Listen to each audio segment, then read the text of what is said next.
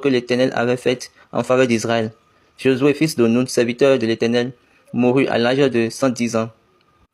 Donc ici, vous allez voir, le nom qu'on les a donné, on les appelle les anciens. Autrement dit, les devanciers. Donc ils n'ont pas des sacrificateurs. Et c'est ce qu'on nous montre dans l'église du Christ céleste.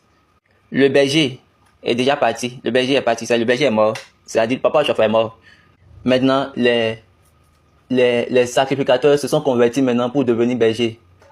Et de là, l'erreur a pénétré le système. Et on voit des enfants dans des toges et ils sont contents. Et vous dites que SBJ a fait des erreurs, n'a pas ordonné, n'a pas fait ci. J'espère qu'il n'y a pas quelque chose qui ne va pas dans vos cerveaux. Quand je vois que le Dieu Tout-Puissant a dit quelque chose, je les regarde simplement.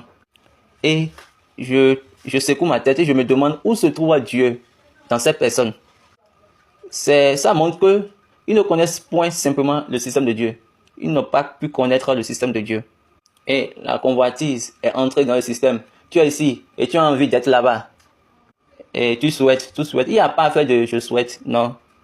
Regardez, on dit, nous sommes son peuple et les brebis de son pâturage. Maintenant, ce Josué-là qui a donné une partie de l'honneur.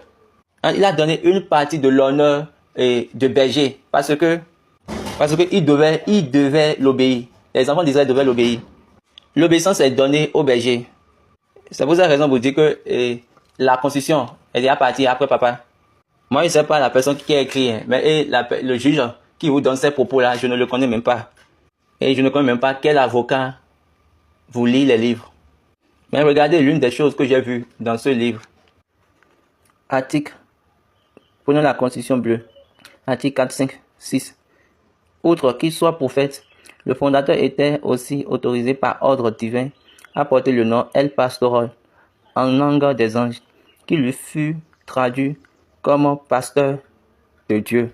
Ceci fut après qu'il ait porté le nom de l'évangéliste. Le nom de évangéliste pendant les 5 premières années à partir de la naissance de l'Église.